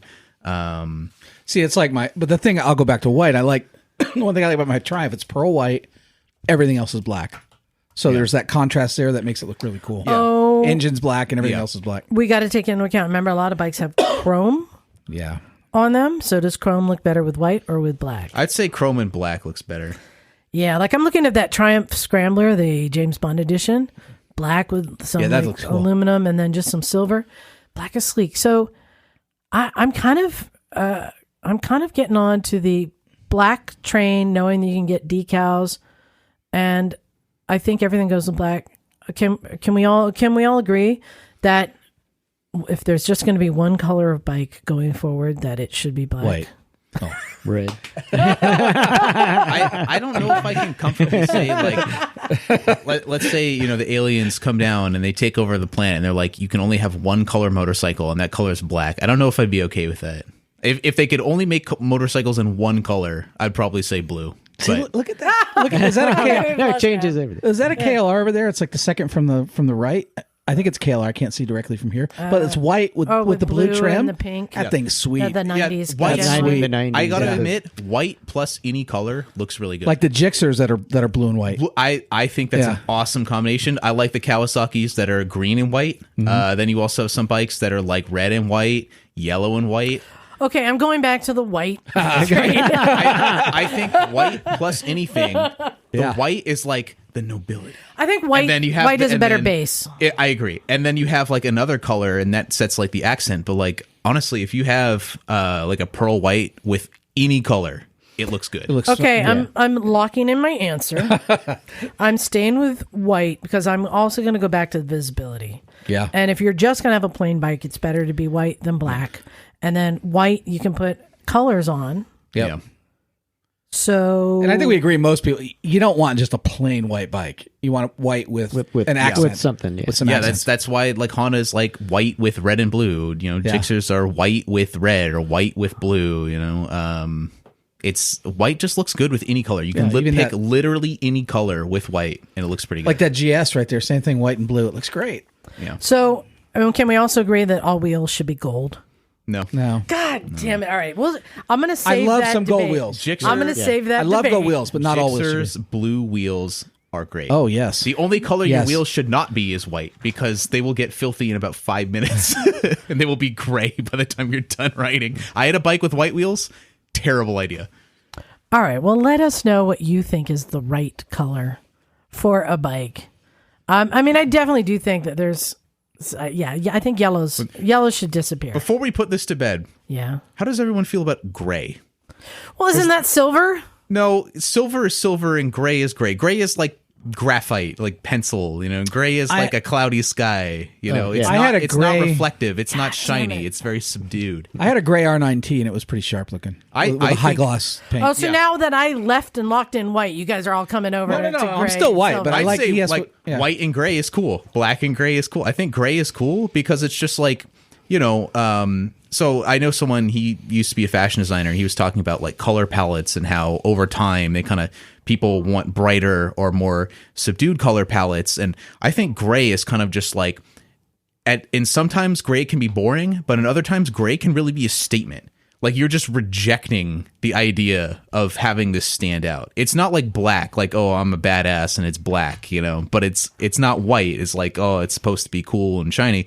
It's just gray. It's neither. It's like, I ride a gray motorcycle. You will never figure me out. Like a gunmetal gray? Yeah, exactly. And Ducati has some pretty great looking gray motorcycles. I'm not going to jump on the gunmetal gray. If everyone went silver, I'd go back to silver as a base. Because I think silver by itself is the better looking as opposed to all black or all white. I think all silver. I wouldn't call gray attractive. I think maybe, if you're someone like me, you could look at gray and just be like, that looks kind of cool in the right light at the right time, All right. Well, email us and let us know what you think is the right color for bike. Because right now we have someone who needs some help from us. Now, Emma isn't here. So we got to see if we can handle this one on our own. All right. So this is from Tom, who says, please help. Hi, Tom. Says, hello, everyone at Motorcycles and Misfits. Could you please help me figure out how to fix my bike? The bike is a Mutt Mongrel 125cc Chinese Scrambler fuel injected. All right. So we're not even sure. So it's just a Chinese... It's a fling poo. It's a fling poo. It's a 2018 fling poo. The bike will start fine and idle okay. Sometimes it bogs down if I rev it in neutral. When I put it into gear, though, it starts to run really rough at idle and cuts out altogether if I try to rev it. My initial thought is the side stand switch, but this has been removed and the wires bridged. I have replaced numerous parts, but still no luck. The parts replaced are the ECU, the TPS, air sensor, lambda sensor, coil pack, spark plug, injectors, and the engine temp sensor. Only thing I haven't replaced is the engine and wiring loom. Did he do the throttle body? Does it say that? He didn't say, well, the TPS. The TPS, okay. position sensor. Yeah. So again, it idles fine until you put it into gear. Or also he says that it when you rev it, it will start to bog. I would say. So what Emma always says, it's you need three things. You need electricity, you need spark, you need gas, fuel, and you need air. Yep. So it's got to be one of those three things. Sounds like he did everything for the gas system. So my guess. No. Oh, he didn't. I disagree. He did it for the spark. So it could be coils, he did it for the electrical. Oh, so it could be a fuel pump. Yeah. And it could be. I doubt it has a fuel pump. It has if it's injected, if it's injected, it's got some type of fuel pump. Yeah. Yeah. So. Or it's a coil. They replaced the coil. Oh, replaced the and coil. the spark plug and the injectors. But is it? I think I think it may be fuel supply. Is there a CPU on that bike? They replaced that also. ECM. ECU. Yeah. The engine control module. Yeah. Right. Now, when he says he puts it into gear and it bogs down, I'm assuming that means the gear is engaged, right? okay, hold on. Do you think there's any chance it's the same problem that my Amigo had? Which was, remind us. So the Amigo, you could ride it for about 10 minutes and then it would just act like it ran out of gas. Fuel pump solenoids overheating. Nope. No. Hers was like a vapor lock. We discovered that there were no vents in the gas cap. The tank wasn't venting, so it would. And Emma drilled a hole in it, and now we're. But it sounds like he starts it up, puts it in gear, so it probably wouldn't be running long enough for the vapor lock to happen. Yeah. And, well, when he says he puts it in gear, like if you pull in the clutch, but it's in gear, does it still run like crap? Like when I put it into gear, it starts to run really rough and at idle and cuts out altogether if I rev it. That sounds to me just like I want to say red herring fueling issue on that one. I think it's got to be fuel supply. So, can you hook up a alternative fuel supply? You have to have a pump. Well, hey, look, there may be a reason why the Royal Enfield said replace the fuel pipe at 10,000 kilometers. So yeah, all right. Bottom line is, you have to find the fuel pump. I don't know on this bike if it's in the tank. Sometimes they're in the tank. You need to find the fuel pump and make sure that it is pumping. And in fact, you might find, usually they'll give you like some sort of test, like you have to test like the PSI on it or something. Yeah. But it's interesting that it runs okay before you put it in gear. That tells me that the fuel pump's working. Well, so the question what would change when you put it in gear? When he puts it in gear, does that mean he's like driving it, or what? He's like, you're literally sitting on it, you're holding the clutch in, and then you just put it into first gear, and then it runs like crap.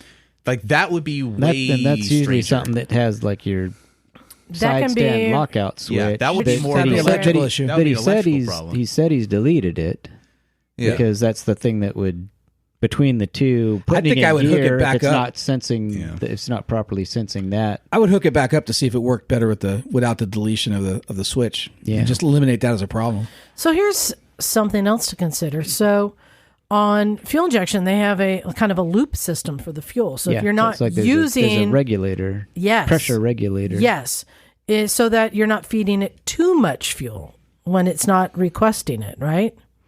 So is it possible that the regulator isn't But if working? all he's doing is pulling in the clutch, right? Yeah. So when you're needing more, it's not able to give it, or it's limiting it too much. Or that maybe there's, you might even find that somebody's like, I don't know what this hose is. They may have thought it was, and it may be the return. So maybe it is flooding the bike because it's just pumping in when it's not all being used. Yeah, pull it apart and smell it when you're not. No, I would agree if it didn't bog. If it wasn't running good at idle. I think we need a little more info. Like when he says when you put it in, does that mean you are literally just engaging the gear, right? Or are you trying to drive it? Or you're trying because if you're getting on the throttle at all and it's going that sounds like a fuel pump issue for sure. Exactly. Yes, but even if you put it into gear and have the clutch in, and the brake on, if there's any drag at all on the engine, that may may if affect. if the clutch isn't completely disengaged. If the clutch is not completely that could also be an issue disengaged. too. Maybe it's not completely disengaging. I bet you something wrong with that switch, so because it's putting a drag or load on there. Yeah. that switch, if you like in our bikes, if you pull the clutch in and put it in gear, if that switch is engaged, if it kickstands it'll down, die. it still does. So I bet that's. I think that might be one of them. Well, then why wouldn't it just not run at all? Then that's the question. So first thing is you need to confirm your turn it off. Your fuel supply is working. I don't know how you look up how to test that, but I mean, on my old GPZ, I would just crank the bike and fuel would come flying out. Yeah, exactly. Turn the throttle and see if it starts shooting. And aim it somewhere you don't. But that was carb, wasn't it? Your GPZ? No. Oh, it wasn't. The 1100. The 1100 was fuel injected. Fuel injected. Okay. Yeah, it should. It's pretty sure it still works on fuel injected. When you say I'm turning the throttle, it says, "Oh, this is how much fuel needs to go in it." Right. So there's usually a base PSI for the injectors to function properly. That so first you need to just maintain. Visually see if the fuel is flowing, right? Yeah. And then second, you're thinking that there may be a clutch switch involved. Perhaps. If for some reason you're putting it into gear, and then it shuts off your neutral light, and that also tells ECU you're in gear. Right. That's combined with your side stand switch. So I'm going to say also a common test that you do with carbureted bikes. As soon as it cuts off, pull the spark plug out and see if it is wet. Let's see if the plug is getting wet for some reason. Maybe it's pumping too much fuel through. Yeah. Right? Is there any coming out of the exhaust? I think we need more info. If it's a regulator. So I would focus on fuel. I think it depends. If you are literally just engaging into gear and it starts running bad, you don't even touch the throttle. That definitely sounds like an electrical issue. Exactly. All right. And I think if you're getting on that throttle and it just goes, then it's a fuel problem. It is definitely either a fuel or an aspiration problem. I agree with that. And since the injectors were replaced, it's not that something's clogged. And some stuff, like they said, they replaced the TPS, throttle position sensor. But I don't know, and some doing a deep dive on the Ducati outside, if you can't just replace it, then you've got to plug it in and through software recalibrate that for the computer, the throttle position sensor. It's not just a replacement item. Pull it, plug a new one in, plug it in. Remember, this is a fling poo. Yeah, I know. What exactly? What kind of bike is this again? I'm a little lost here. What is a fling poo? Yeah, it's a random Chinese bike. Chinese bike. But it's fuel injected. Like James had one for a minute. Yeah. No, he had the Chongqing. Yeah. But the Chongqing from Chongqing. But it goes in the fling poo category. Okay, that's a generalization. Yeah. Well, I mean, if it's fuel injected, if it was carbureted, I'd say fuel 100%. But it's a little more complicated. This is an EFI bike, Well, you can visually inspect to see if it is pumping. It sounds like he replaced most of the parts that would have caused the failure so far. So there's obviously something. Well, again, being overlooked. If it's pumping, you're getting fuel. If the spark plug is wet, you're getting too much fuel. Yeah. So go with that. John, what you got? Yeah. So, but then do follow up with us. We'd like to hear some more and help you figure it out. This is from Guillermo. Hey, Guillermo. The Guillermo went with us to Mojave. Yeah. With Jim and I and Scotty a couple weeks ago. So, hey, Misfits, Guillermo here with an update on the 300L. Oh, yeah. So he broke down. They broke Guillermo. We broke him. He's a listener who showed up and joined them. God bless, man. They broke him. This dude, man, shows up, didn't know any of us, never really rode in the Mojave at all. So I give him a lot of credit even for just coming. But okay, here we go. As you know from the Mojave Ride Report, I had to leave the trip early because my bike had some problems with the headlight and the radiator fan. Yeah. So I wanted to let you guys know what happened so that if it happens to someone else, they can fix it in the field. So what happened was that on the first day out riding, I also went down and find silt on the way back to camp on the lake bed.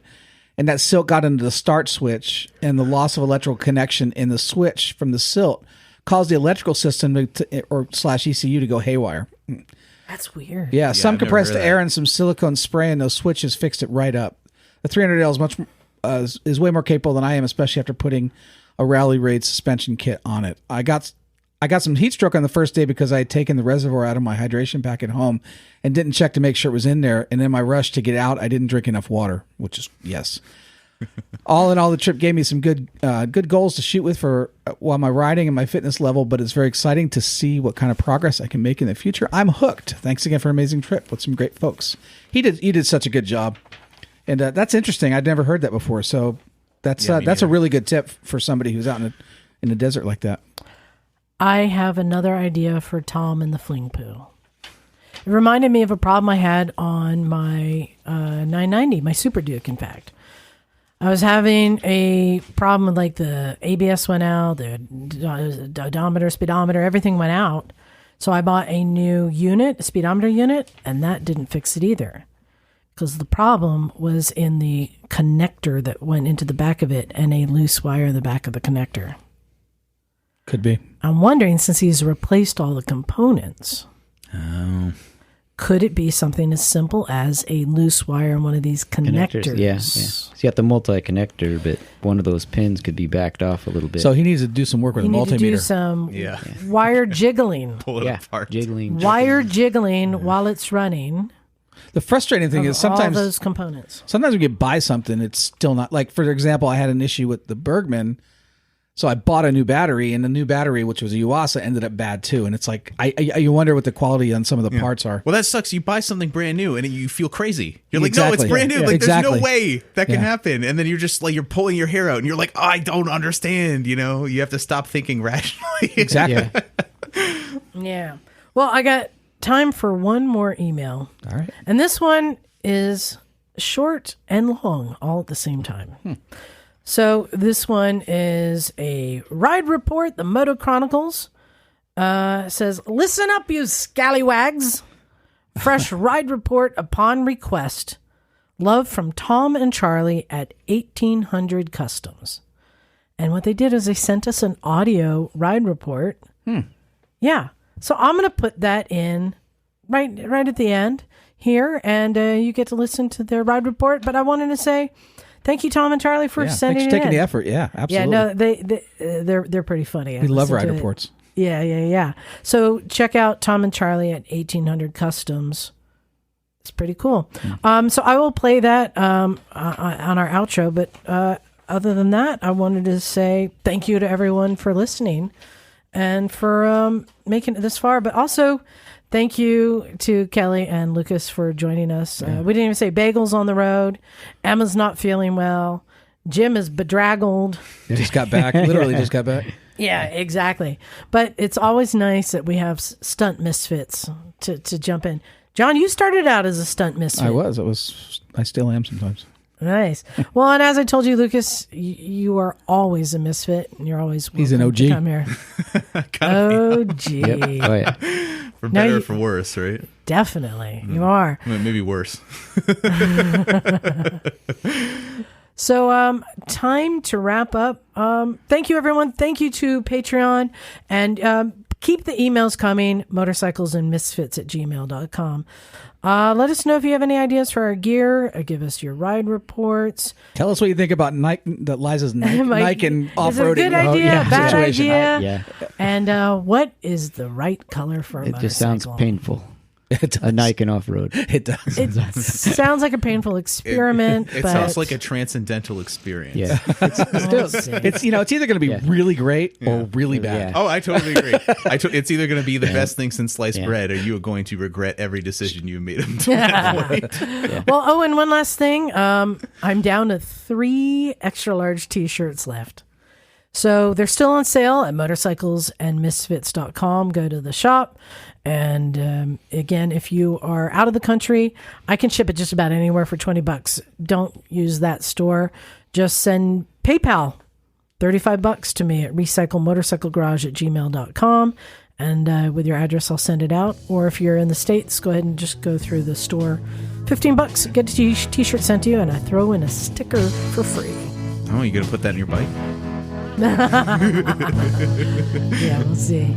So on that note, time to get out of here. Thanks for listening, everyone. This is Liza. Stumpy John. Lucas. Kelly. And we are out of here. So this is the ride report for Miss Emma of the Motorcycles and Misfits podcast. Well, all of them, really. Well, all of them, but we've responded to your cry for the ride reports. And I don't think you've had any yet, so we thought we'd record one ourselves. And to toast to yourself, we've called ourselves a gin and tonic. Gin Tons for Miss Emma. Bombay Sapphire. Oh, it's very nice. It is good. So yeah, this is a ride report about a trip Tom and I did. I'm Charlie, by the way. And I'm Tom. And so basically I'm a member of a club over here in the UK, and one of their things to do is our long distance trials, where it's a long route off-road on green lanes or byways with trial sections interspersed in that, and it's like a competition. But this particular route was made by the club during COVID so that people could literally log on to Google Maps at home and do a bit of a quiz asking about stuff. But we saved the route to do, and we have done it previously. But that is another story. Yeah. But yeah, this day we decided to go, and we'd planned it for a little while. Yeah, but the date had been set for, I think, a month or two, at least in advance. And then, well, the day came. Yeah. So this is the ride report from our... So firstly... trip. Yeah, so we're going on green lanes. So we've gone with a couple of lightweight machines. What were the bikes of choice at the beginning of the day? Well, the bikes of choice before the trip were... my XL 125, old Honda, 1985. And then my 78 Honda XL 250S. So, yeah, Jap bike fans, and especially those are Hondas. So the XL 125 of mine hadn't been running so great as of recently. So I thought the day before, I was like, right, I'm going to get it out, give it a full overhaul. It's like, get the carb off, make sure that's clean, like give everything a quick once over, quick spanner check, take it for a test ride. Happy days. And it was happy days. Took it for a road test. Had it running. Like, it wasn't idling great, but I was like, we can deal with that. I've had worse. So anyway, set off in the morning. We were both keen to leave early doors because, I mean, what's the route? It's like 100 miles? Yeah, it's 100 miles, but I think it was actually longer than we anticipated. I think it was about, because it was 100 miles from the start of the route, and I think it's about 20 miles to the start of the route from your house. Yeah. So it's about 140 miles. It's a long day. All told.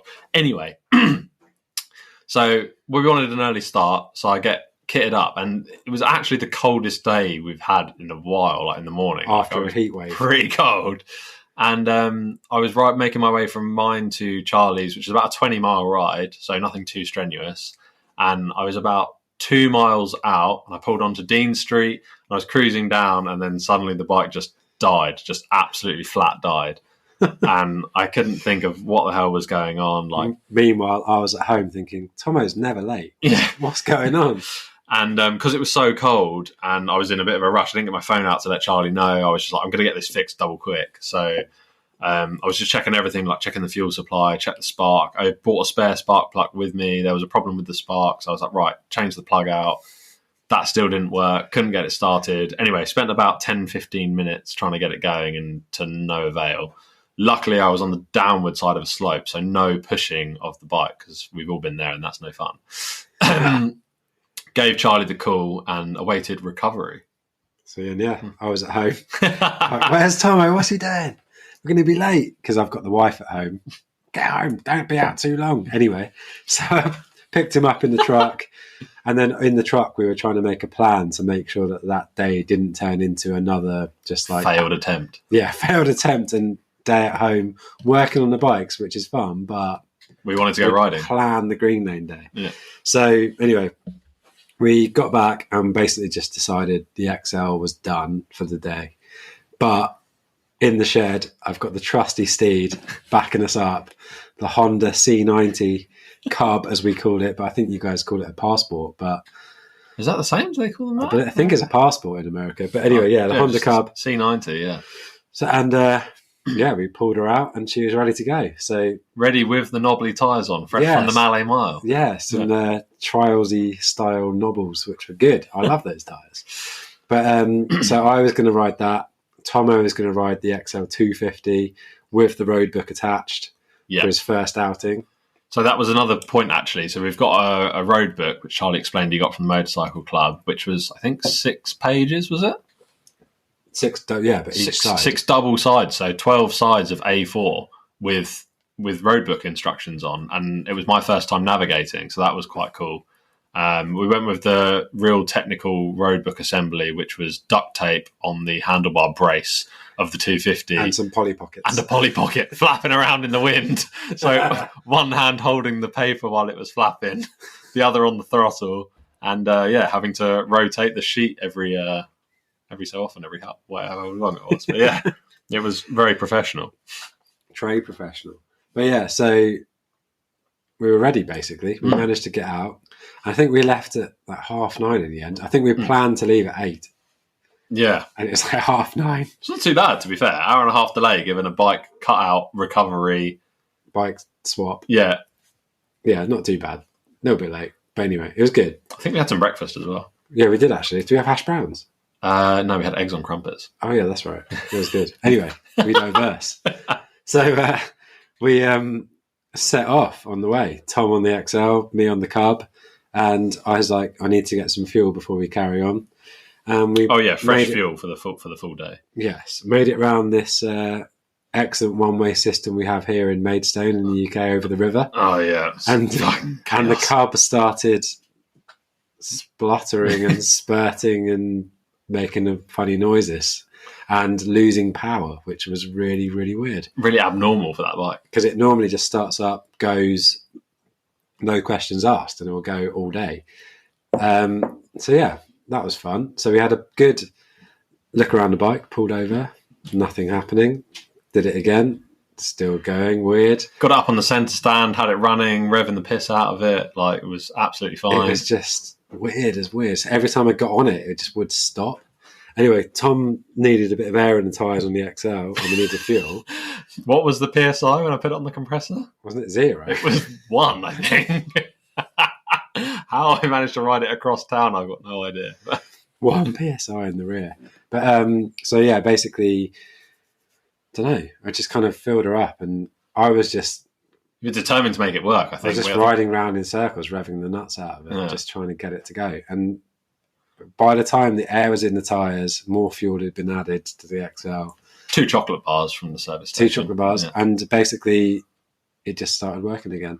So we were fine. We were finally on the way. And we were still, like you said, 20 miles away from the start. I know. So we had a fair ride on an A road out to the start of where the road book picks up the instructions, which is where the byways start, so the off-road sections. Mm-hmm. So it was a strong mix of off-road, like going through farmers' fields on really old roads that aren't surfaced, single track, and actual surfaced roads, but like really narrow single track country lanes sort of thing. So it's a really good mix of on and off road.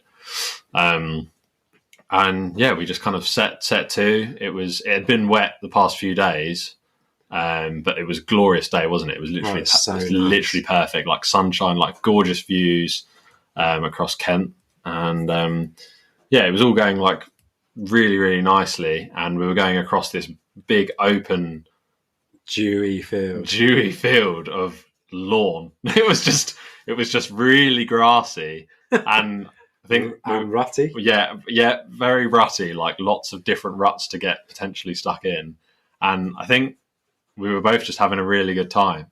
And I was in third gear holding it open on the 250, and got cross rutted, and before I knew it, I was just on the ground and facing the other way. And it was totally hilarious. And thankfully I was fine, but like the bike was not, and we were not anywhere near to home, and I was like, oh, what have I done? Broken lever. Yeah. Totally haggard gear selector and dodgy foot peg. Yeah, the gear selector was like bent up into the crankcase cover, so it was basically just like on it. Luckily hadn't penetrated. Yeah, and the clutch lever had just totally snapped. It was flapping around all over the place. But before we had set off and we were getting the bikes out of the shed, I made the good point of having the check over of what we were bringing with us. Most importantly, like water and first aid kit, all the sensible bits. And tea. And a flask of tea. But we did spot some spare levers in the shed, and I was like, maybe we should bring those. Yeah, and because I'd literally changed the levers 2 days before. Yeah, after the melee. Yeah. So we had a spare. And luckily we could fix it, bend the gear shift a little bit, just like pried it off the crankcase with a spanner. And then we're back on the way. Yeah, still in a really dodgy position. But it was excellent though. We had trees down across the tracks. Didn't actually encounter any other motorcyclists though. No, which is weird because it was a Saturday. Yeah. So it was really quiet. Actually, I remember the date now. It was the 31st because the day after. The day after the Green Lane shut. The Green Lane shut. Yeah. But so I mean, it's not over yet. So the weird thing about the Cub, and it links into the previous story about the MOT, which we've been talking about on our own podcast, and basically the Cub seems to be using a lot of fuel. Oh, yeah. So we got to a point on the ride, and we were just like. I said to Tom, I'm going to have to go and find some fuel. So we had to get the phones out, ditch the roadbook and find the nearest petrol station. So we buzzed off a good 10 minutes the other way. I've just remembered what you're talking about. Buzzed off 10 minutes the other way and found a petrol station, filled up the XL as well because we're there. And then I was just like, my front end feels really sketchy. What's going on? A bit wavy. So I pulled over to the side quickly before we actually left the forecourt and then touched the front axle, and the front nut was just finger loose. I could just spin it off. Spinning around like a propeller. Because the Cub had been so shaken on the old green lanes. But we did it up, carried on. That was good. I also said that at the beginning of the day, we brought all the spanners for the various wheel nuts. And I said, don't worry. Yeah, you're like, oh, don't worry, we won't need those. And I was like, glad I bought the extra spanners. So we carried on with the day, kept going, checking off the boxes on the road book. And then the Cub again started making some funny noises. We're like, what's going on now? And it's just like, dang, dang, dang, dang, dang, dang. Turns out it was the chain. So it was so loose. I don't know how it stayed on. I don't know how it stayed on. But it was loosest chain I've ever seen. Loosey-goosey. So another couple of adjustments on that. Yeah. Chain up, tightened, ready to go. No lube because we didn't have any. Yeah, no, not that prepared. Basically, we just kept banging out these miles of just excellent day. That was so much fun.